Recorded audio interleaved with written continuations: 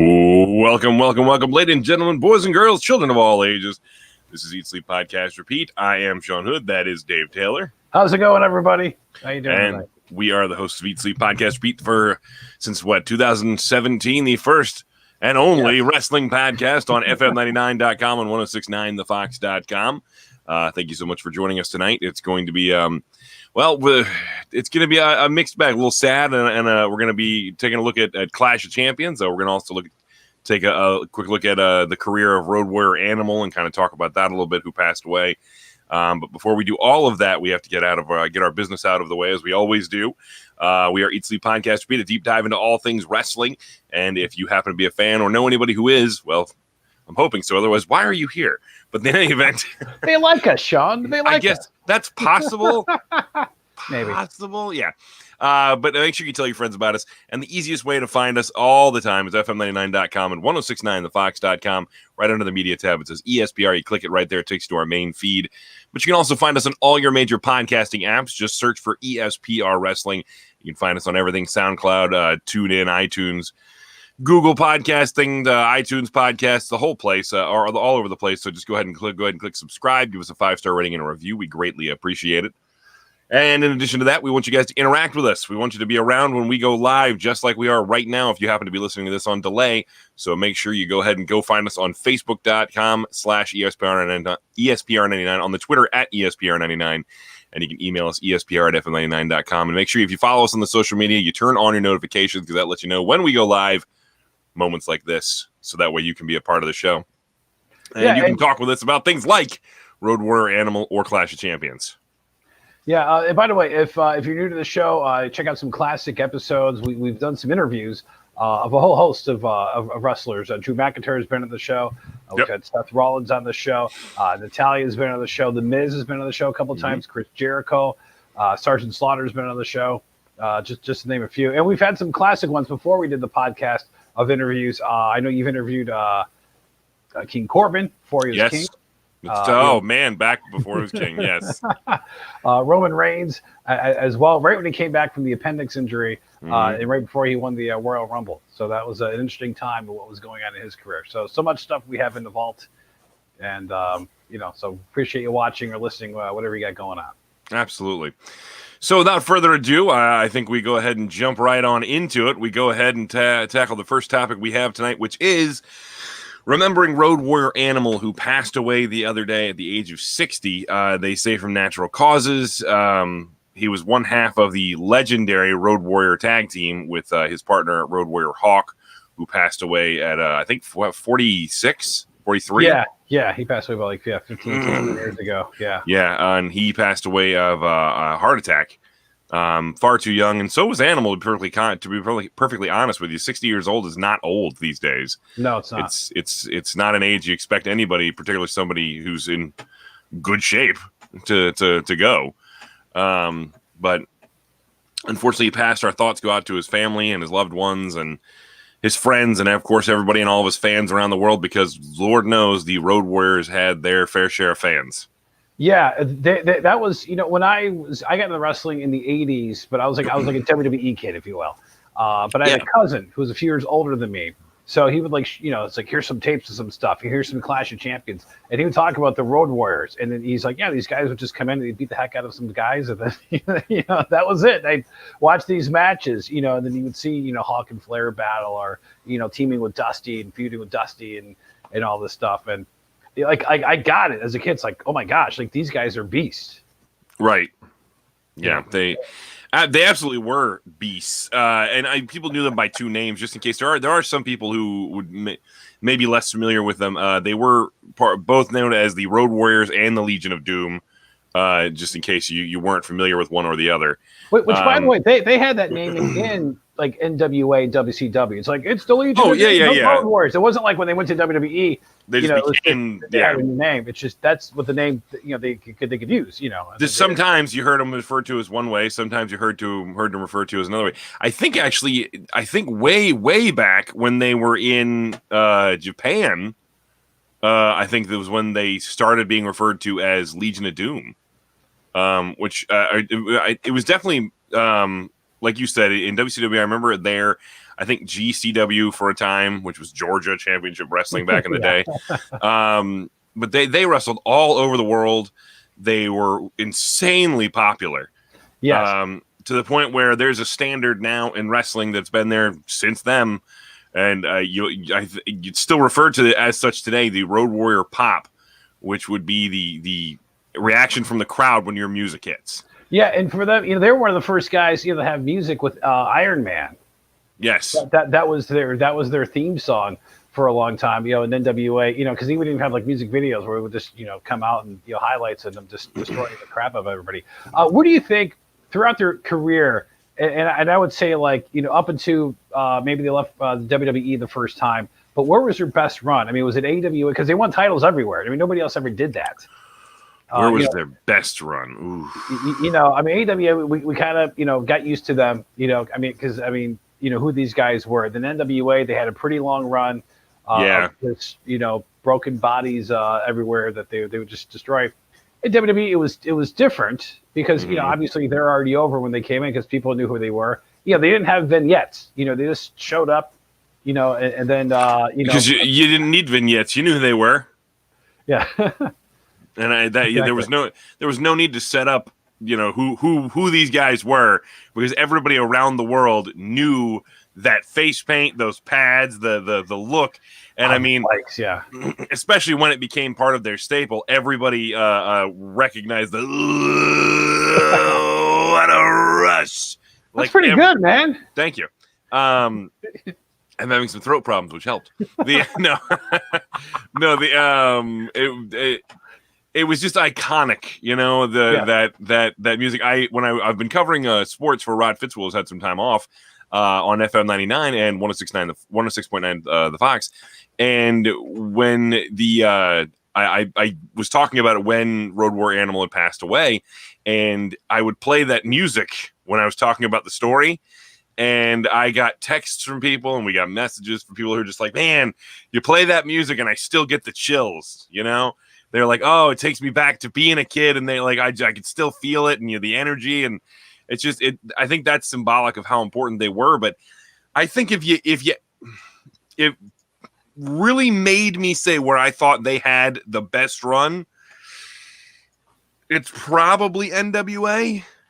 I would agree with you. I mean, WWE, I thought they did a great job of how they handled them when they came out. I mean, a lot of people didn't like the orange spikes at first because it wasn't the metal looking.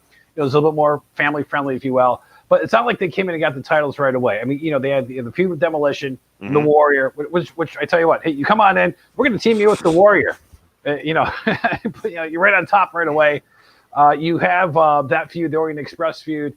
And then, you got the Battle Royal before WrestleMania 7 for a chance to win the tag team titles. Power and Glory screw you. You destroy them at WrestleMania. And then you have, the match against the Nasty Boys. You win the title. I mean, their matches weren't always pretty. No, but you know what? That was never what they were designed to be. These guys weren't designed to be 5-star, technical wrestling marvels. Yeah. They were fights. They were brawls. And these guys were just powerhouses that just ran over people. It was just meant to be a fight with the Road Warriors is what it was meant to be. You look back at I think it was in was it in NWA? I mean, they were part of the they've helped get the War Games matches over. Yes. They did. I mean, one of their trademarks was the Chicago street fight. I mean, that was them. Yeah, which was probably their best Mania match WWE match was probably the Chicago street fight with Ahmed Johnson, the Nation of Domination, because it was that's what these guys did. And they just beat the living crap out of somebody. They had a lot of matches in NWA, and I think of the Starrcade event that they had where they fought all these teams, and it was just, it was. I only got to see them once. It was an independent show, and if my memory is correct, I don't know. I want to think like they teamed up and they fought against like Funk and Cactus Jack. Maybe I think that is right. Okay. Which sounds. I have to look this up. It was in Taylor, Michigan, and I want to say it was like 93, 94. So because I'm trying, it had to be after 94 because that's when I started going to some independent shows. Okay. And there was no winner, but it was just a brawl. But it had the usual Hawk selling, when he's hanging on the ropes and everything, and then Animal coming in. and just did that guy's power slam, like what Randy Orton does, like who does one of the best. Animal does that better. Animal did that better. That was just one of the things that guy can do, and how he was protecting the guy, but it just looked so brutal. Oh, without a doubt. Yeah. And I mean, even I hate to make this all about like the Road Warriors and whatnot, but really that was it. I mean, Road Warrior Animal, or as he was better known, Joseph Laurinaitis, to his family and friends. Yeah. His career didn't. I don't want to say he didn't have much of a career without Hawk, because again, Hawk passed away so suddenly and so young. But like they teamed him up with Heidenreich, trying to go for like the new LOD, and they tried, but it just didn't. It just didn't have. I mean, when you've had, it never works when you try to replace somebody in an iconic tag team. Yeah, and I think Animal tried the best he could to make that work, but it was never going to be him and Hawk, and it just didn't. I don't know. It didn't click. So really, everybody's going to always point to his work with Hawk, and point to that as really the I don't know the part of their career that everybody remembers most fondly, because again, nobody's going out there and talking about, remember that match he had with Heidenreich against, it's always going to be Road Warrior, Hawk, and him. Yeah. And nobody's, I don't want to bring up the whole stupid angle he did with Hawk's problems or whatever else. Oh God, that was bad. I mean, I did, by the way, one of the matches, a Canadian Stampede match, when they teamed up against, I want to say like with Austin, and I think it was Ken Shamrock and Goldust against the Hart Foundation, which is one of the best matches ever, but it was in Canada, so the Hart Foundation was over, and to see the Legion of Doom getting booed was insane, for the pop. Hey, by the way, Craig weighs in. He says, my favorite memory of Road Warriors was the scaffold match at NWA. Yeah, scaffold matches. Jeez, God, that's man. That is not something you want to. I don't want to be known for scaffold matches because I'm scared of heights. Those matches made me uncomfortable to watch. Yeah, I don't know why the concept of that. I don't know if that was a Jim Crockett thing or it was somebody else that came up with that. But I never liked that. Obviously, Cornette got hurt in that because Big Bubba didn't catch him. Jeffrey weighs in, by the way, says their best run was as the Road Warriors, hands down. It was known as the Road Warriors pop until Austin came around. Well, and even still, it's still to this day referred to as the Road Warriors pop. I think Austin still refers to it as the Road Warrior pop. Because he understands where that came from, and an Austin pop is one thing, but I mean, Road Warrior pop that's synonymous with that thing. Yeah, because you heard that, it's like he came out. Dark Side of the Ring. I never did watch that about them. I mean, because I'm always iffy on watching that, because not like it's more out of respect of the wrestlers, because I always feel kind of weird. I think I did watch the it might have been the Savage one, but I don't know if it was like the Dark Side, but I think that's the only one I've gotten into. Have you seen that one? No, I haven't watched. Really, to be honest, I haven't watched any of the Dark Sides of the. Oh, I think I lost you there for a second.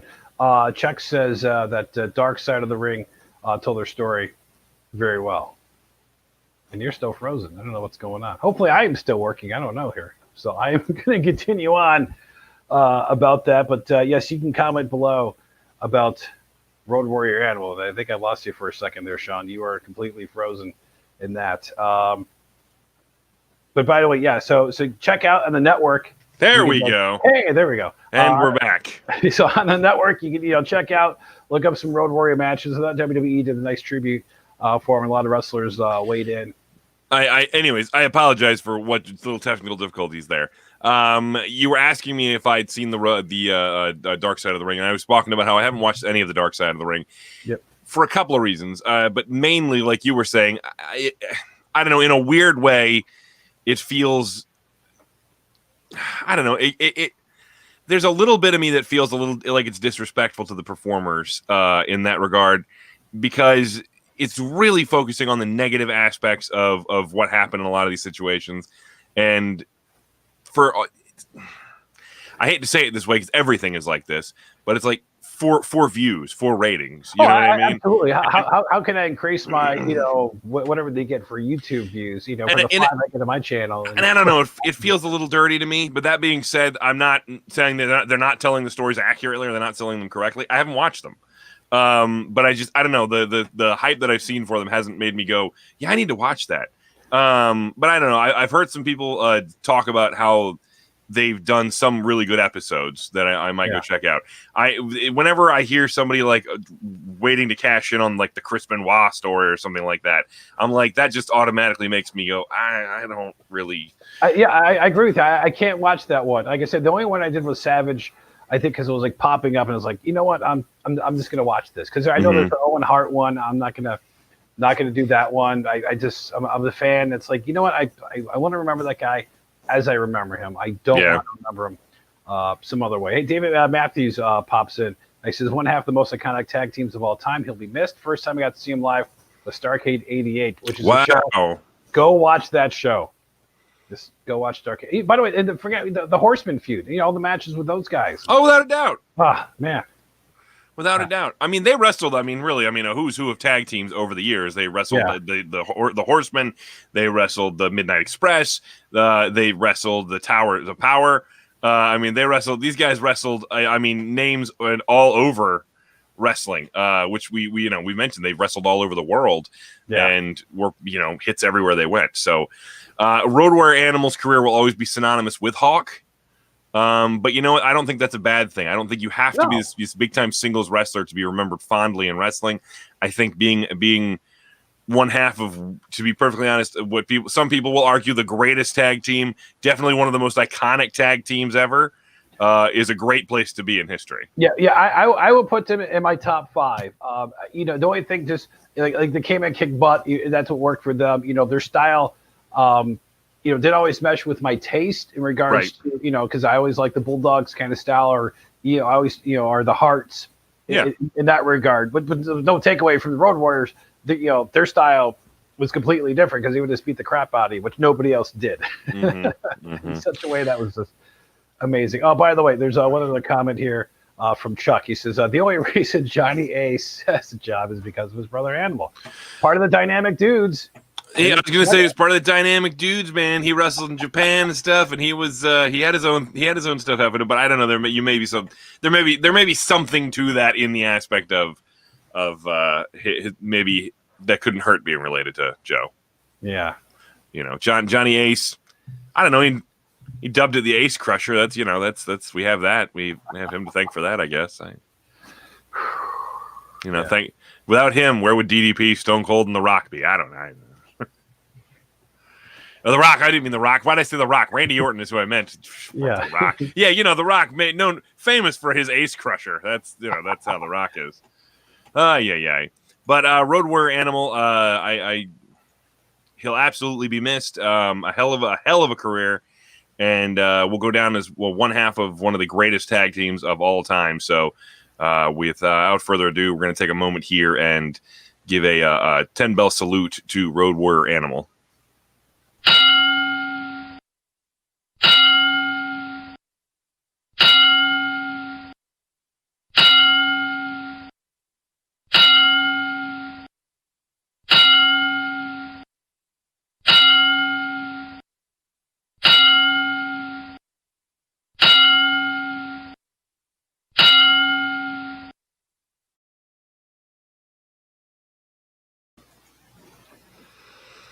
And now, shift gears. It is time for us to get into our WWE Clash of Champions preview. That this show is really going to be a mixed bag for me as far as what I'm interested in and what I'm not.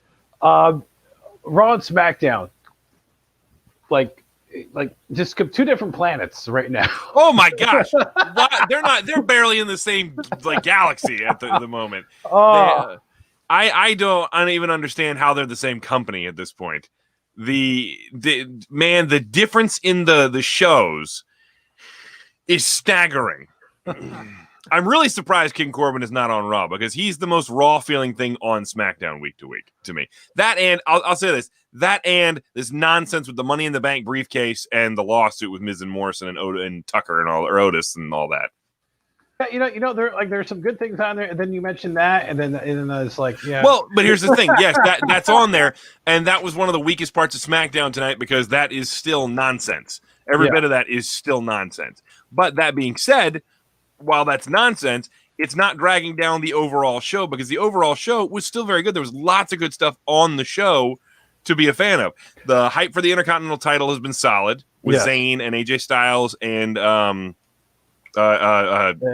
Hardy. Yeah. Even though I still to this day maintain they need to define what Adam Pearce's role is, because he keeps coming out and making changes and adding matches and this, that, and the other thing.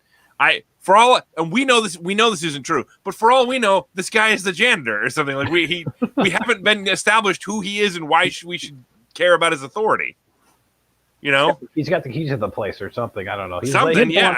Retribution. Who knows? Maybe we'll find out he's the leader of Retribution, and that's why they keep getting it. I don't know. And he'll start wearing a mask, and then. Also, have we? Oh my gosh! Also, have we noticed, by the way, that apparently this only applies to Raw at the moment? Oh, you mean with Retribution? Yeah. Well, because they remember they signed contracts on Monday. Yeah, I know, but it's so you guys can come in and smash everything. So now you can legally come in and smash. Yes, this angle is so stupid. You're using people who are all still hired under contract by WWE, which makes no sense for this angle. You're calling them the stupidest names. Let's see. Slapjack, T-Bar, Slapjack, Mace, Reckoning, and I don't remember what the other girl's name is going to be. It was Reckoning and some other R word. I don't remember what it was. I don't know if they've announced the girl's name. No, they did. They announced them. I saw them today. They announced it. Mercedes Martinez and Mia Yim. One of them is Reckoning, and the other one's, I don't know, some other R word, which I'm like, that's dumb. The name of the group is an R word. And it's like, Reckoning, you're going to call her Reckoning? That is such a stupid name. It's almost as stupid as T-Bar. I'm like, oh my gosh. Like, this whole angle is so retaliation. Retaliation. Yes, I'm going to call her Retaliation. That is the dumbest thing ever. Yeah. Oh my gosh. T-Bar, Slapjack, and Mace. Yes, Mace being Dio Madden, Slapjack being Shane Thorne, and T-Bar being Dominic Dijakovic. I was wondering how they'd get around having two Dominics on Raw, and now I know they're just going to call you stupid T-Bar is what they're going to do. Yeah. So. All right, that aside, we could do all night on how annoyed we are with this angle, but that's not the point. We are here to do Clash of Champions preview, so let's do it. Let's dive into the first match and get things going. All right, it's the pre-show match is for the WWE Raw Women's Championship. Asuka versus Zelina Vega, who beat Mickie James on Raw Monday. Yeah, sure. That came out of nowhere. I mean, really, this just seems like challenger of the week for Asuka. Zelina has had no credibility to this point. Making her beat Mickie once in a quick match is not going to make me go, ooh. You know, so realistically, what should have happened is Asuka should have just buzzsawed through her in about 30 seconds. But that being said, since she beat Mickie James, she's going to have to put up a little bit of offense. So she's going to get a little offense, and then Asuka's going to put her to sleep. Yeah, I know, like, the heels call the match. I mean, Asuka should just be like, here's what I'm going to do. I'm just going to, whatever, you're going to get a cheap move in on me, and then I'm going to destroy you. Asuka wins. I mean, there's no doubt about this. There's no doubt, especially being on the pre-show. Zelina's not winning the title off her on the pre-show. No. So. And then staying on the Raw side of things, for the WWE United States Championship, Bobby Lashley versus Apollo Crews. Keep it on Bobby. Yeah, keep it on Bobby, just with the whole Hurt Business, and you got Retribution thing going on, which is the Hurt Business like faces when they faced Retribution. This is I don't, dude, and that's part of why Raw sucks. Nobody knows what's happening with anything at the moment.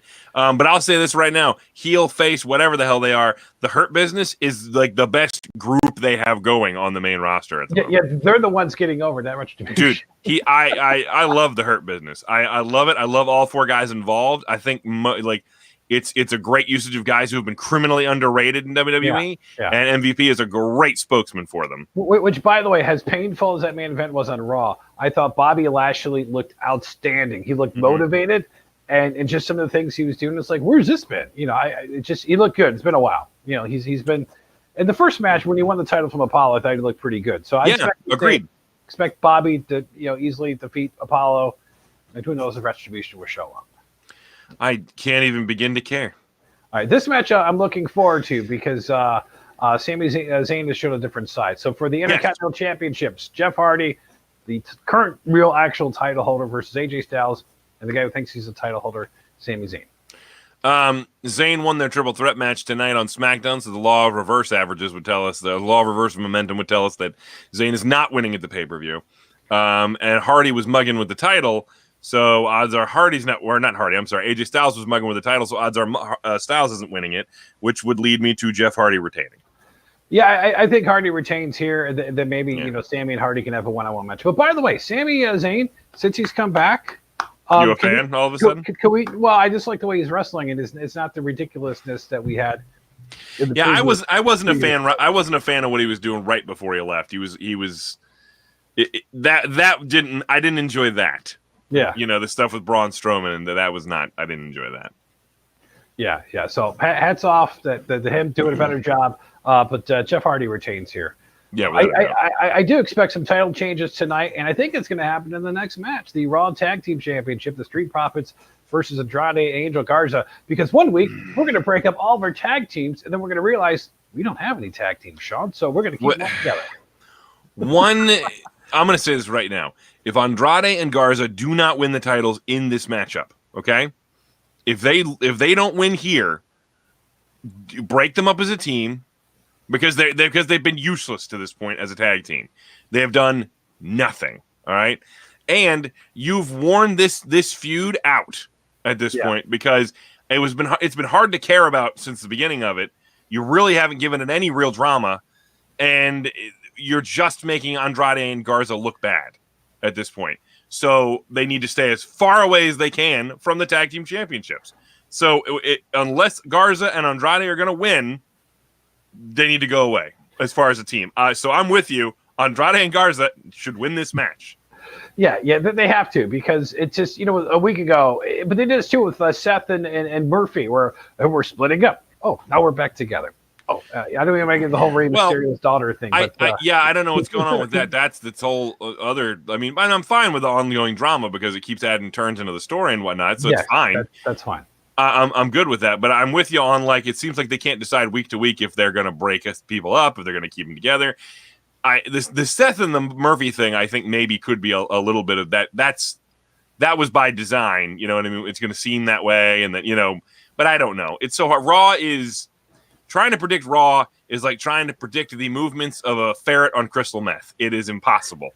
This thing is going to go wherever it wants. At least on the plus side, Raw's unpredictable. Which, by the way, I really want to know what happened to AOP. And maybe we're going to find out down the road why they're gone. There has to be a reason. I don't know. Why they got let go. Because they need tag teams right now. And speaking of tag teams, is this tag team going to break up or what? The SmackDown Tag Team Championship versus Cesaro and Shinsuke defending against Lucha House Party. Which, by the way, what's the story here? Because leading up to this, Cesaro and Shinsuke have dominated Lucha House Party. Yeah. So, like, what? I don't understand why we're supposed to have any faith in Lucha. They gave us no faith that Lucha House Party is going to win, and then if they win, it seems ridiculous because they haven't been able to look like they're going to win this whole time. There's no plucky underdog story here. No. They're just losing. So, like, the only thing I can think is that the idea is they want you to tune in because maybe Lucha House Party is going to break up. Which, wow, if I could steal from The Office here, color me in is who cares. With Lucha House Party, that thing hasn't meant anything since about a week after it was created. I kind of like these guys. I like all three of them. The whole thing is pointless. They haven't done anything with them. I don't know what is worse. This or the Lars. Remember Lars Sullivan? The Lars Sullivan match where it was a 3-1 where they lost by disqualification because I don't know. It's a Lucha House Party. I remember Lars Sullivan. You want to talk about like AOP? Like we want to figure out what happened to them. I want to figure out why Lars is still under contract. Yeah, because Lars got in trouble for some stuff, and then he got hurt, and then I think he had that. At one point, I remember I think he had some like mental health concerns with over anxiety or depression or something like that. And I mean, that's understandable and good on them for giving him the time to get to get a handle on that and take care of himself. Yeah. But in addition to that, he got in trouble from some stuff that he had said online, and then he got hurt, I think. And it's like this guy, and he's still around. And you're like, wow, he's still under contract? Okay, all right, sure, whatever, why not? Well, I think they can't cut a guy if he's hurt. So maybe like an AOP situation where, oh, you're healthy now? We don't need you. I think you're right, but is he still hurt? Like, I knew he got hurt, but he's been gone for an awful long time, so I don't know what that injury was, but how long has he been gone? I mean, it's got to be. I mean, hold on. I'm gonna look real fast when I'll do the same thing here. When was the last time Lars Sullivan was on WWE television? Well, I think it was the match against Lucha House Party. I think he got hurt or something. Maybe he got called up to the Raw brand in April of last year, then moved to the SmackDown brand. Okay, so his during a match on Raw against the Lucha House Party, he sustained a severe knee injury with recovery time 6 to 9 months. That was 15 months ago. Yeah, 6 to 9 months. So 15 months ago is when this injury was. Dude's been going on a year and a half now. Now, maybe the injury is more severe than they originally thought. Maybe they don't have anything for him right now after the injury, which that maybe that could be it. That's entirely possible as well. But even if that's the case, let's say he healed up at the 9-month mark, the long end of the injury time frame, right? So for half a year, you've had nothing for him. Why would you keep him under contract at that point? Because then you're going to half a year. The next step's a year. You've had nothing for this guy. Like, you didn't move him back. He didn't even move back to NXT. Like, he did nothing. Like he's literally just been on the shelf. Yeah. I mean, he had the sensitivity training. You know, he got fined $100,000. Yeah. You know, and then there was a story that came out late last year that you know, he was in some movies. We'll say adult films. So you know, maybe unless you know, maybe he's got some more things that's going on that you know, like he doesn't want to come back. I mean, that would be almost a time for him to come back because there's no audience to give him a hard time. You know. Yeah, I don't know what it is. I don't know. I don't know what you do with this guy at this point. He's been gone so long, and he's had so many things happen outside of the ring. All of a sudden, like he got in trouble for stuff from like bodybuilding.com or something like that. Yeah, that was what he got in trouble for where he said stuff, sexist and racist comments. Yeah, right. And then the WWE finds out that he may have been involved. He may have acted in adult films at one point. And again, it's not that I guess you can't do those things. I mean, Mickie James did those things, but it's not films. But she did picture stuff back when she was much younger. Oh. But the key is they do this with everybody. They ask you up front, is there something we need to know about that will come out, right? Yeah. And apparently Mickey was honest with them about that, right? And it's never been an issue for them. Whereas with other people, they don't tell them. Then WWE finds out, and then they don't trust you because you weren't honest with them about this. So then they have to manage the blowback from that, if there is any. And you were lied to them. So then they're not in any real rush to trust you again. So again, I kind of go back to my original point. How is he still under contract? Maybe they're just, you know, maybe it's just cheaper to have him to sit on the side as opposed to keep him. Maybe at this point, it's like, well, if we let him go, he's going to go to AEW. And who cares? He can go over there and be Zack Ryder. Congratulations. Matt Cardona is busy being Zack Ryder in another company now. So oh my gosh, whatever. In any event, it just seems weird to me. We got off on this weird Lars Sullivan tangent, which is not something I expected in the middle of this, because it all came off a Lucha House Party, who I expect to lose this match, and Kalisto to break away from them. I would hate to see Cesaro and Shinsuke lose this. Again, I almost see a Lucha House Party winning this, where it's kind of like a situation where you know, it's like varsity rules, if you will. You know, where okay, we got 3 people being tag team champions, and then you know, Sin Cara, Kalisto, jeez, is going to be like, you know what, I'm a tag team champion. I want this guy to be my partner, and he's going to have another guy, and then they can fight it that way.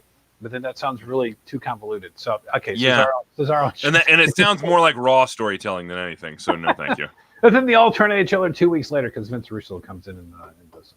You know, at this point, could he make it much worse? I'm just saying. All right, one more tag team championship match because everybody owns gold in the WWE. For the women's tag team championship, Nia Jax and Shayna Baszler versus the Riot Squad. You've got the newly reformed Riot Squad who seem to be clicking, but Nia Jax and Shayna Baszler, it's their first title defense. Unless we're immediately going back to them as a feud. I don't see them dropping the titles right here. No, I think it makes more sense to drag this out a little further. Yeah. Did it beat Sasha and Bailey in the rematch? That's when the role models broke up. Right.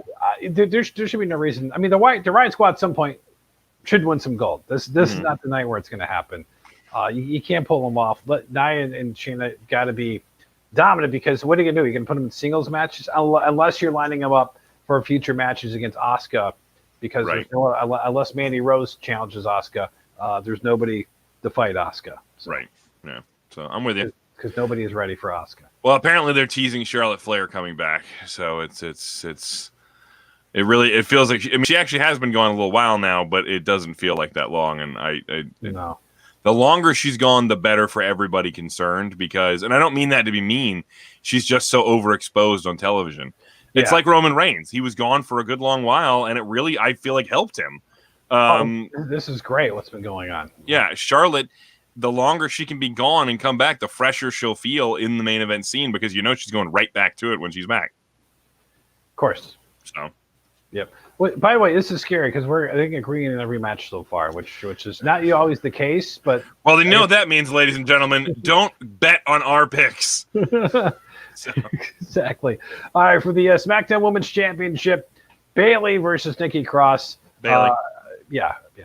I think we're finally going to get the snapping official heel turn of Alexa Bliss in this one. Yeah. Or maybe Sasha gets involved somehow or something, but Sasha Banks is going to be the one to take that title off of Bayley. Yeah. I mean, what they could do, and I mean, this is entirely possible, simply because we're saying that Bayley is not going to lose. What they could do is have Sasha cost her the title, and that leads to that's how Sasha got even with her. You know what I mean? Yeah, that could be happening. But which becomes interesting, because then they could fight, and then you have, the title doesn't become a prop, so to speak, if you will. Right. Although, but the moment, where Sasha can beat Bayley for the title and then lose it on the pay-per-view the next time around. Yeah, see, to me, it makes more sense for the moment to have Sasha beat Bayley for the title. Yeah. But you could also go the route of having Sasha cost Bayley the title. Nikki Cross becomes the champion, which deservedly so. She's a hardworking woman. She's a great talent in the women's division. Yes.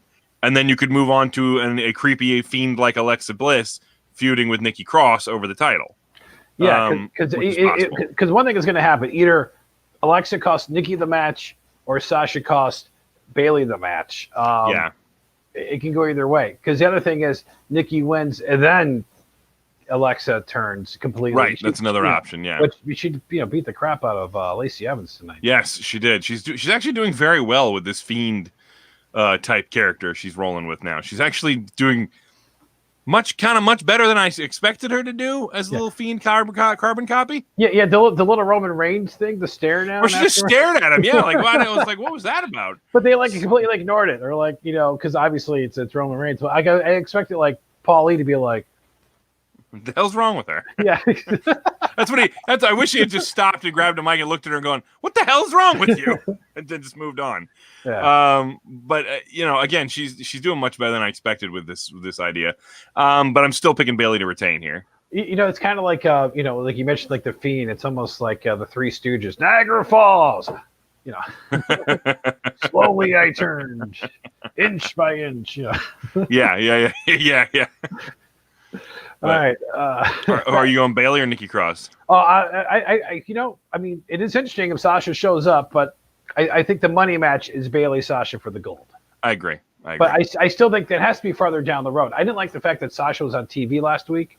She needs, I think, more time to sell the injury. I think it was fine that she was on the TV last week, because all she was there to do was talk. You know what I mean? She was there to talk, and then she left. She wasn't back tonight. Yeah, well, I mean, she got beat up, but I mean, she wasn't there to wrestle. She wasn't there, you know what I mean? She wasn't there to get physical, really. You know what I mean? And so to me, you can still be like, I'm not ready to compete, by being there talking. I mean, you're not paralyzed. It's not like she has to be in a hospital bed somewhere. So I think her talking is fine, and getting beat up, because again, that just adds more sympathy to the angle. And then again, she wasn't there this week, which is fine. You know what I mean? I'm good with the way it goes. I was actually stunned when Bailey was sitting in the chair at one point on the show tonight on SmackDown. I was waiting for somebody to come out and smack her. I was waiting for Sasha to appear behind her and a jumper, but it didn't happen. They held off on that, and I was like, "Oh, good for you, exercising some restraint, like making me second guess myself." But again, I'm sticking with Bailey here. I think you're right. That's the money match, Bailey and Sasha for the title. Yeah, which, by the way, you bring up a good point, because a lot of people complain it's like, when an angle gets dragged out, like, well, we need answers immediately. This should be, why is it this? Why is it that? Because, things have a story arc and everything else. It can't all be resolved in 1 week. And this feud's been going on for a while. As we go to the next match for the WWE Championship, Drew McIntyre defending against Randy Orton in an ambulance match. And this, I think, is the last match in this feud, if you want to call it so. It should be, and realistically, I mean, just the way the story's going, I can't figure where they'd go after this for the story. I think that both guys have played the roles well in the story. I think they both looked good. Really, the guy who I feel like has kind of been in the middle of the whole thing, Keith Lee, I'm like, wow. By the way, there's rumors out there Keith's going to be revealed as the leader of Retribution. Which I'm like, wow. Okay, for the audio version, no, but for the visual version, just facepalm, yeah. And that somehow he'll get involved and blah blah blah. But regardless, I will say this: if you wanted to make me believe that, well, the way he's been stuck between these two and constantly getting his matches interfered on, would make a certain amount of sense to me. But I don't like the idea. So let's hope that doesn't happen. Let's avoid it altogether. I think he shows up in this match though, because his interference won't cost a DQ of any kind. I mean, I'm assuming it's anything. Oh, if it's ambulance, yeah. Well, to me, then that what'll end up happening is I feel like Retribution will show up, and then maybe Keith Lee shows up, and I think this turns into a big thing. You know what I mean? I think the match is happening. I think Retribution shows up. I think while that's happening, like the Hurt Business shows up to fight Retribution. I think Keith Lee shows up and does one of those crazy dives over the ropes onto everybody. I think we get a lot of bells and whistles to this match, a lot of flash and smoke. Not that Orton and McIntyre can't have a match, because they've already had a very good match. Yeah. I think this is just to make it different and to represent the chaos of Retribution on Raw and blah, blah, blah, blah, blah. And I think it helps lead to a match at Survivor Series with Retribution and all these guys. Well, I figured Retribution and probably is the Hurt Business at Survivor, or are they going to be fighting somebody else at that point? Dude, who knows? Who knows? Because every week, okay, it's Slapjack versus Lashley, and then it's Tip Top versus Tip Top, whatever names they got, versus Cedric Alexander, and then Mace versus MVP. I don't know. Yeah, I'm with you. It's a weird dynamic for sure. Because by next week, the whole feud could be over. The way they write Raw sometimes when they jam. I expect this feud to end quickly. I expect this feud to end quickly. If it's not over by the next pay-per-view, I'm thinking the end of this feud is Survivor Series.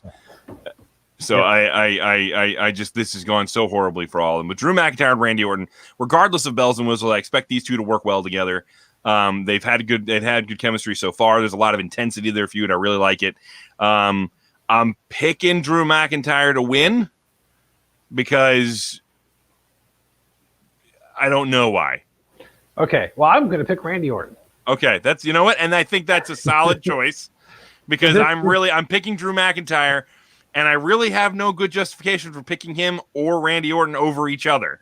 So I'm just going with Drew because I'm like, well, I'm going to stay with the hot hand. Drew's been winning. Drew's, I'm just going to stick with it. I need to get a wizard hat. I'm going to put my wizard hat on right now.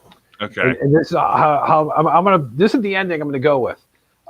It's either going to be Randy Orton or somebody else that Drew's going to want to deliver the kick to. Yeah. But he's going to be right in front of the ambulance.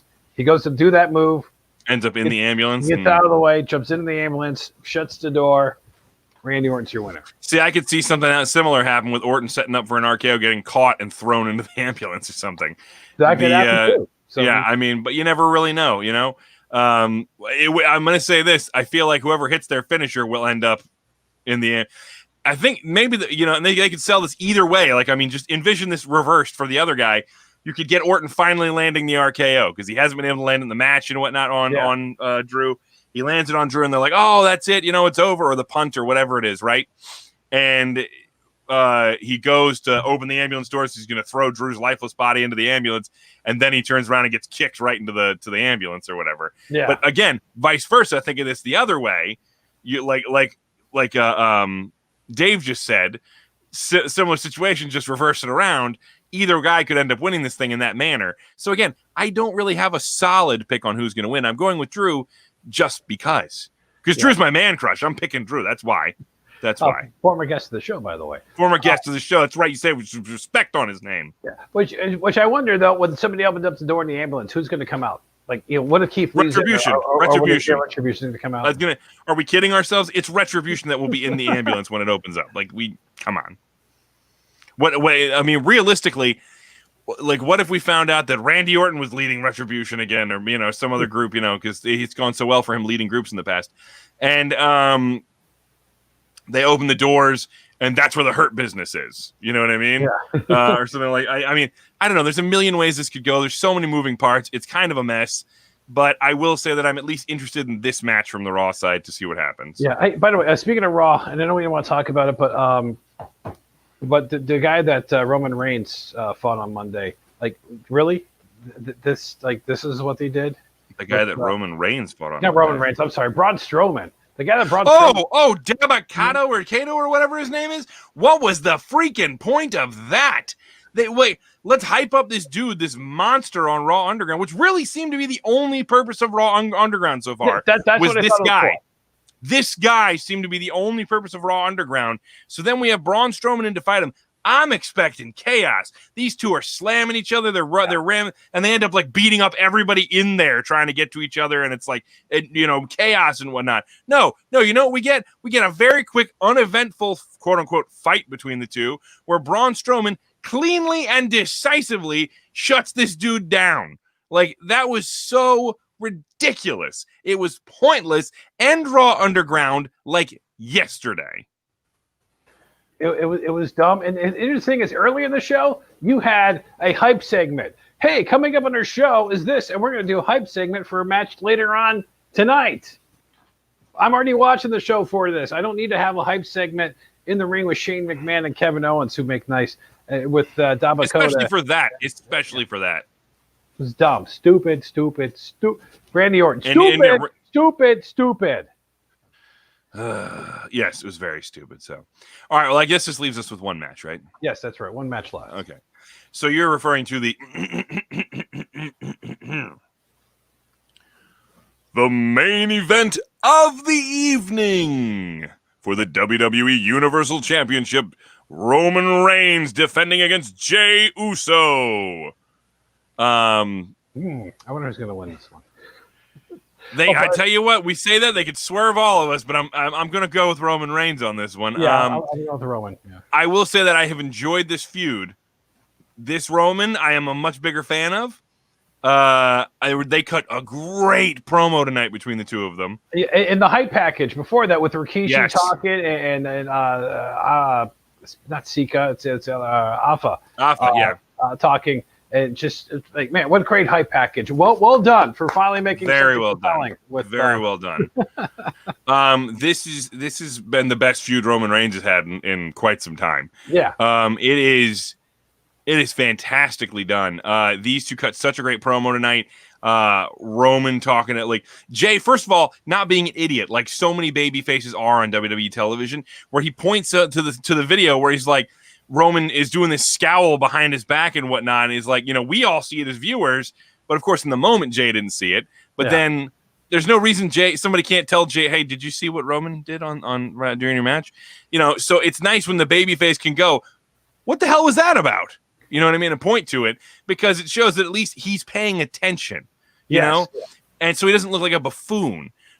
He starts being serious about it he starts getting serious with Roman about all this. And Roman comes out to talk about it, and his logic is, he goes, I'm the guy who puts food on the table. What is it? Heyman's been referring to him as the tribal chief. Yeah. He's the head of the table. He's, he goes, look, you've always depended on your brother. You don't understand what it's like to be the face of anything, because you've always had your brother. You've leaned on each other. You're a twin. He goes, I am the guy who provides for my family. I am the blah blah blah. And Jay, he's like, it's not going to be you. And Jay's like, what do you mean it's not going to be me? It's like, why can't it be me who provides for my family, who provides for your nephews, who provide, you know what I mean? And he cut this really good promo. And then you get Roman basically, he tells him, what is it? He had a good line. He said, like, he goes, Sunday you'll get your payday and the ass whipping that comes with it, or something like that. And it was just a really good line. And, then he comes back out and Superman punches Jay and leaves him laying and drops the line of, you aren't taking my seat at the table. It's that, like, he provides for the family. Yeah, and I'm like, this is a great Roman Reigns. I love this. So I am hyped for this match. I do fully expect Roman Reigns to win. But I was weird about this being his first feud for the title. I was a little like, what? Really? But man, let me tell you, they have done a good job with it. This has been consistent, good storytelling, and I'm sold on the match. How long do you think this match is going to go? I mean, is this going to be like a Braun Strowman level, a Brock Lesnar level, where the match is going to go 2 minutes? Is this going to come out and annihilate him? I think you got to give Jay some offense here. He gets offense. Yeah, he gets offense. It's not going to be. I don't expect it to be a Brock Lesnar match. I think those are reserved for Brock Lesnar and Goldberg. You know what I mean? Yeah.